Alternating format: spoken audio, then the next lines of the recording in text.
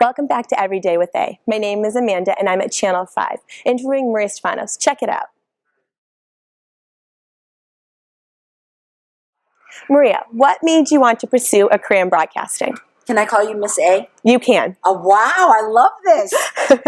Elvis died. Truthfully, Elvis died. And my parents, who had looked at us, we grew up in Groveland, and they looked at us like if we did something wrong. They just never, they always said, oh, that was the best mistake you've ever made. They're just wonderfully attentive parents. And Elvis died. And my parents, who were always so, enthralled by my sister and I, looked at the television like I had never seen before because there was breaking news. And I thought, wow, look at the power of that. Look at what this is doing to my parents. And it was very intoxicating because I just thought, that's so incredible. Just someone giving information, really enrapturing my parents, and I was hooked. And we always loved politics in my house, always, always, always. So it was sort of a no-brainer because we always watched the news. We always watched Channel 5, and that's true. That's real. We did. I'm not just saying that because you're here. No, I believe you. Fives all around you. You look nice with fives all around. Thank you. All right, go ahead. You're asking the question, not me. So I know you started off in radio. Yes. What made you change from radio to television? That's a good question. I like that question. Nobody's really ever asked me that. I was a State House reporter. I was doing radio, and Carl Stevens from WBZ Radio would hound me every day and would say, get out of radio. You need to be on television. And Janet Wu from Channel 5 and Andy Hiller, who was at Channel 7, were incredible because we were State House reporters together. And they would say, we'll help you. And they would help me write packages, stories, and I just was really drawn to that. And I went to Emerson, and I had my graduate degree from Emerson as well. And I just thought, maybe I will. Maybe I'll do this transition. And it wasn't really to be on TV. That's not what it was. It was really just, I love telling stories. And I could tell longer stories on TV than I could on the radio. I think you need to have a passion for it. You do, and I do. Right. For reporting and journalism. I really do. So now what's the difference between television and radio reporting? Well, it's interesting because radio, I can have really bad hair and it really doesn't matter. Radio, I can have a broken foot and it doesn't matter. Right. And you could still tell great stories on the radio. And you have to be really efficient with it. I just like the communicating factor of your eyes, your hands, your soul. It's more personal. It's more personal.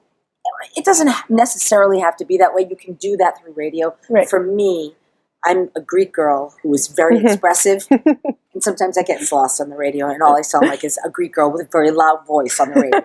So sometimes it's okay to have a loud voice. Oh, see, I love this girl. I'm from an Italian family, so I know. She gets it. I do get it. So with the Boston Marathon being on Monday, yes, and you reported 5 years ago about the bombing, yep. What does that feel for you that it's coming to 5 years? Right. It's that was a hard day, and I was at the finish line waiting for my husband, and he crossed, and they had put the Mylar blanket on him, and then we turned, and my kids were by our side, and I turned around, and the bombs went off, and took my phone out and took pictures of that, and then called the television station. So at that moment, I was a mother trying to protect her kids and her family, and I was also a reporter trying to report on it.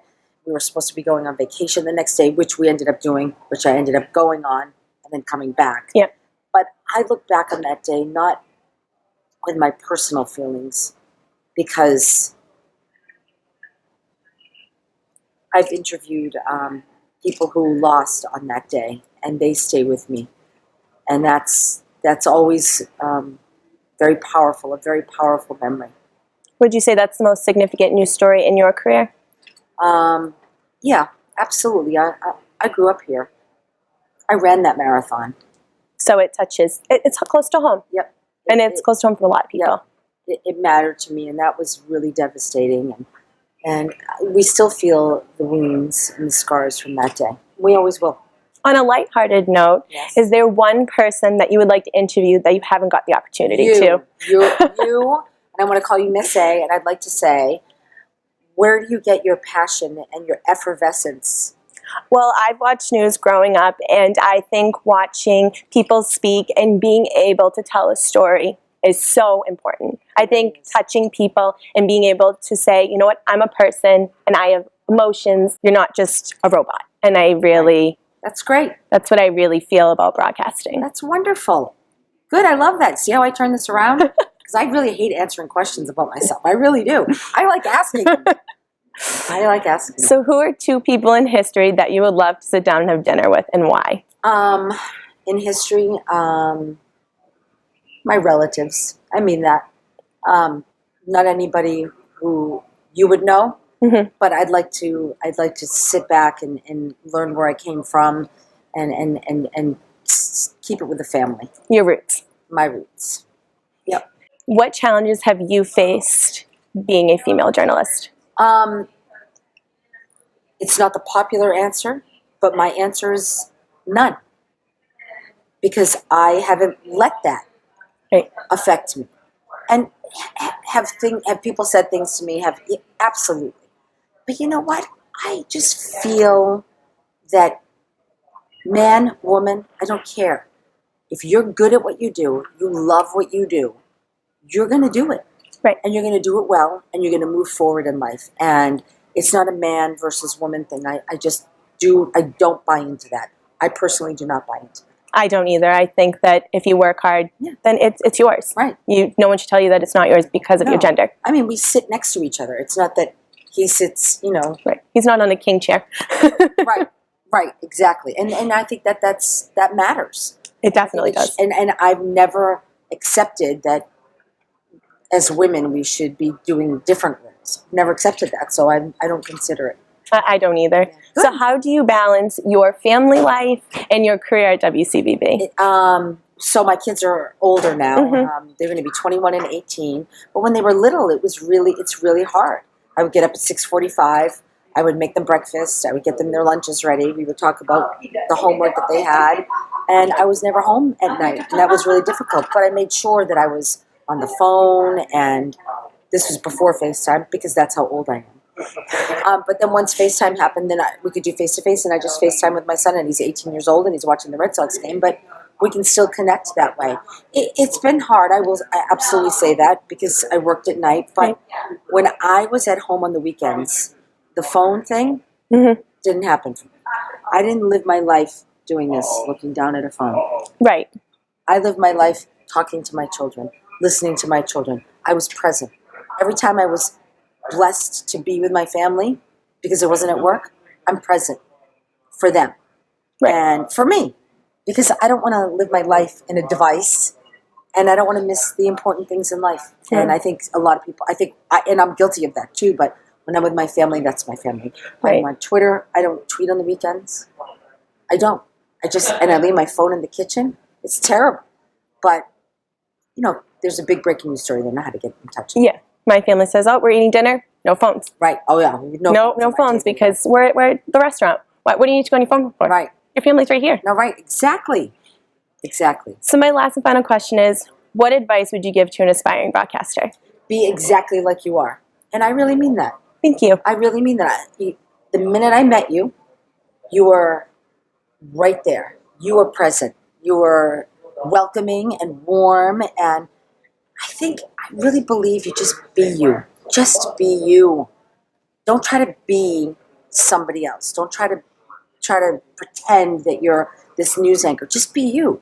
Ask the right questions and listen. I always say this. Listen.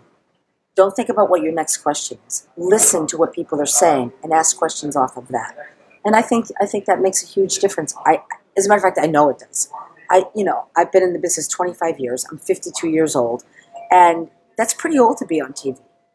Come on. You're not. No. Yes, there you go. So I'm waiting. No. There it is. But it really is. And then what is the lasting power for anybody in this business? And it's being genuine. It's being a good reporter, and it's paying attention. And I think that to me, that's the best advice I can give. It is good advice, because if you're not listening to someone talk, then and you're thinking about your next thing that's happening, you're not going to know what that person's saying, and how can you ask another question when it has nothing to do with what they're saying. Just listen. It's just having a conversation. And being on TV is just having a conversation with the people on the other side. Right. I really feel that way. I agree. I genuinely do. I agree 100% with you. Yeah. Look at that. This is my lucky day. Thank you, Maria. You're welcome. You were wonderful. Thank you.